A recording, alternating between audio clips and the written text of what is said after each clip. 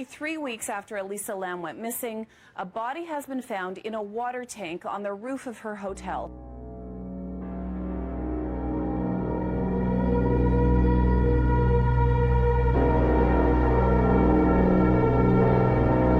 You can see officials surrounding a water tank. This morning, someone complained about the water pressure at the hotel. When a worker went to investigate, he found the body inside. Hi, I hope you all are doing okay. I am Kashish Tripathi and you are watching Crime Files. इस channel में हम लोग real life back incidents सब कैसे discuss करने वाले हैं आने वाली वीडियोस में। और आज के इस वीडियो में हम लोग डिस्कस करेंगे एलिशा लैम का केस, उसके मिस्टीरियस डेथ का रीजन, पब्लिक और उसकी फैमिली का रिएक्शन उसके डेथ के बाद क्या था, हम लोग इस वीडियो में देखेंगे। सो ज़्यादा टाइम वेस्ट ना करते हुए हम लोग आज की वीडियो को स्टार्ट करते हैं।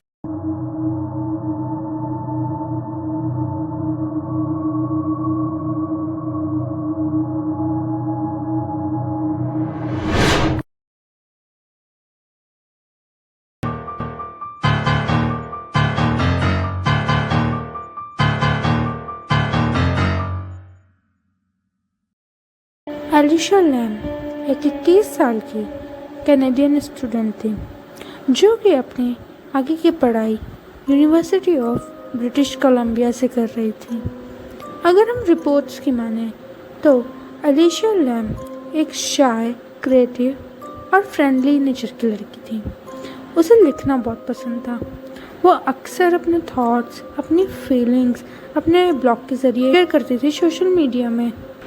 इन ब्लॉग्स में अक्सर वो अपने बाइपोलर डिसऑर्डर, डिप्रेशन के स्ट्रगल्स के बारे में भी शेयर करती थी।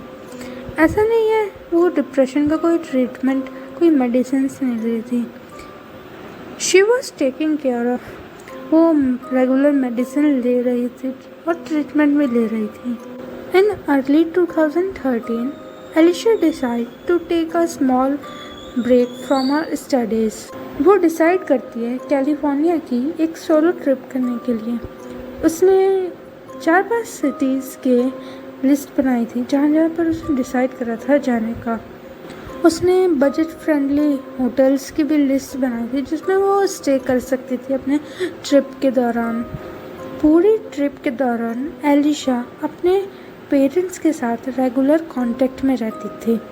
उनको वो हर दिन कॉल करती थी ये इंश्योर करने के लिए कि वो सेफ है। On 26 January 2013 Elisha Los Angeles पहुंचती है। वहाँ पर वो एक सिसिल होटल में चेक इन करती है। अगर हम इस होटल की बात करें तो ये बाहर से देखने में तो बहुत सुंदर था, पर इसकी बहुत सारी क्राइम हिस्ट्री रही है। यहाँ पर बहुत सारी डेथ हुई है। सीरियल किलर का होम भी रह चुका है। History of Cecil hotel. Cecil hotel जितना अपने अफोर्डेबल प्राइस के लिए जाना जाता है उतना ही वो अपने डेंजरस एनवायरनमेंट के लिए भी जाना जाता है। जिस एरिया में है उस एरिया का क्राइम रेट बहुत ही ज़्यादा है। वहाँ पर होमलेस पीपल की कमी नहीं है। और अगर हम सिसिल होटल की बात करें तो ये अपने suicide, murder, violent incident, many more things के लिए, बहुत सारी चीज़ों के लिए फेमस है। Elisa disappearance. Elisa was last seen on January 31, 2013। जैसे कि हमने शुरुआत में देखा कि एलिशा अपने मॉम, अपने डैड को रोज़ फ़ोन करती थी ये बताने के लिए कि वो सेफ़ है, उनको इंश्योर करने के लिए कि वो सेफ़ है। और काफ़ी दिनों से एलिशा अपने मॉम और डैड को कॉल नहीं कर रही थी, जिसकी वजह से उसके पेरेंट्स काफ़ी टेंशन में आ जाते हैं और वो उसकी missing report Los Angeles police department में दर्ज करवा देते हैं। पुलिस भी अपनी इन्वेस्टिगेशन शुरू कर देती है।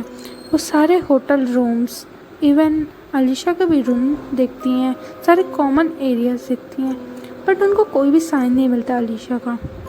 उसके बिलोंगिंग्स इंक्लूडिंग हर लैपटॉप, मेडिसिन और बाकी सारा सामान उसके रूम में था। बस उधर कोई नहीं थी तो वो एलिशा।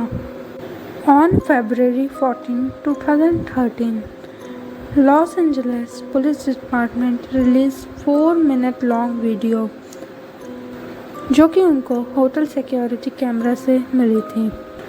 उस वीडियो में अलीशा बहुत ही स्ट्रेंज बिहेव कर रही थी।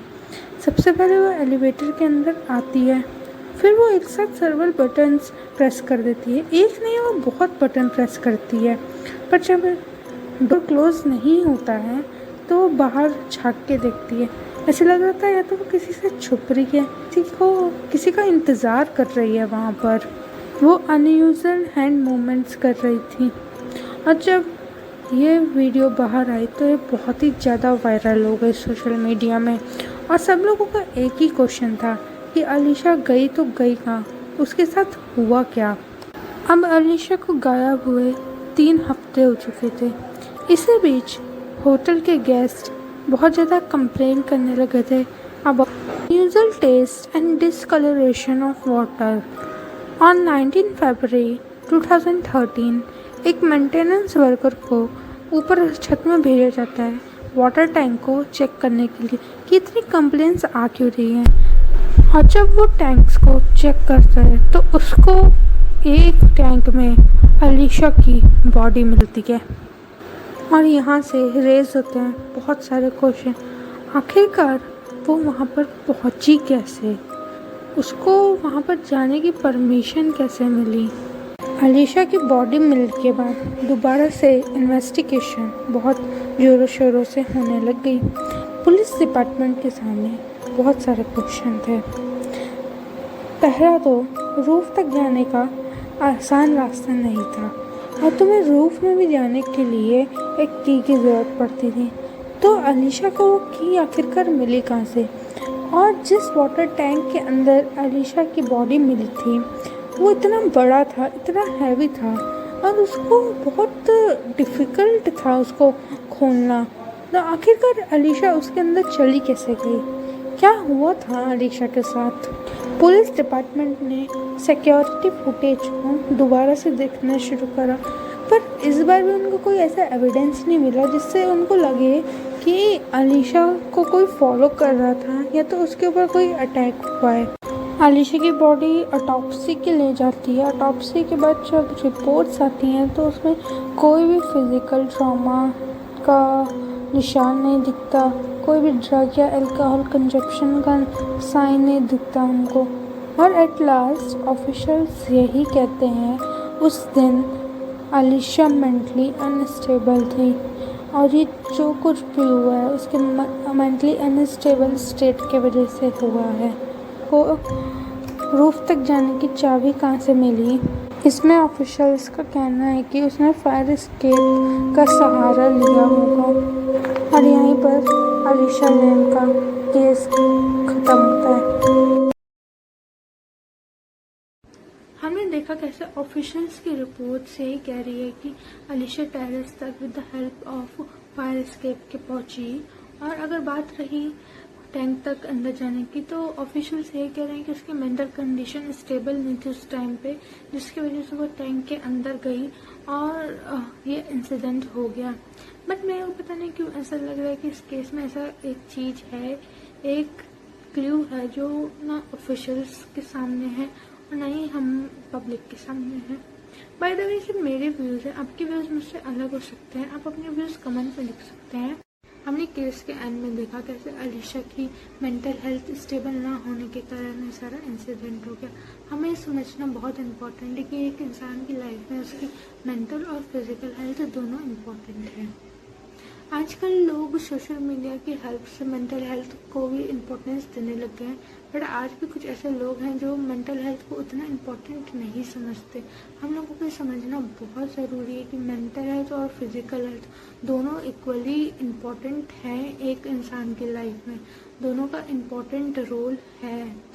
I hope you like this video. Next video मिलते हैं एक नए और इंटरेस्टिंग केस के साथ, तब तक के लिए बाय।